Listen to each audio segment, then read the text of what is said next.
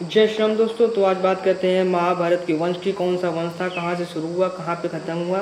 तो जो कुरुकुल वंश था ये, और ये चंद्रवंशी वंश था। और इसके जो मेन राजा थे वो थे शांतनु। शांतनु से इसकी शुरुआत हुई थी। शांतनु जी की दो शादी हुई थी।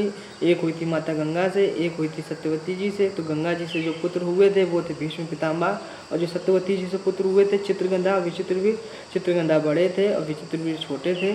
और इन तीनों में भीष्म पितामह ने शादी नहीं करी थी। चित्रगंधा जल्दी खत्म हो गए थे, तो बच्चे थे विचित्रवीर। विचित्रवीर के दो पुत्र हुए थे, धृतराष्ट्र और पांडु। और जो धृतराष्ट्र थे वो बड़े पुत्र थे, और जो पांडु थे वो छोटे पुत्र थे।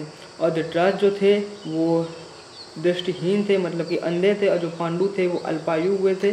और एक और थे वो दासी पुत्र थे, विदुर। तो इन तीनों में धृतराष्ट्र की दो शादियाँ हुई थी। एक गंधारी से हुई थी, एक सुदघा से हुई थी।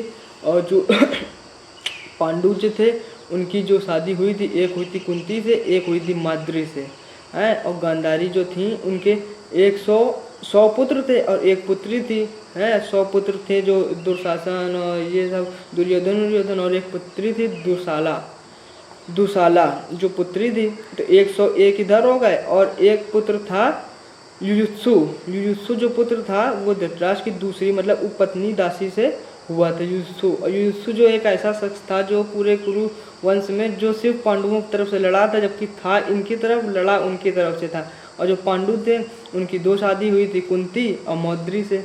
तो जो कुंती थे उनसे 3 पुत्र हुए थे, युधिष्ठिर, भीम, अर्जुन। और जो मद्री थे उनसे नकुल से थे। नकुल से लोग बहुत सुंदर थे हैं।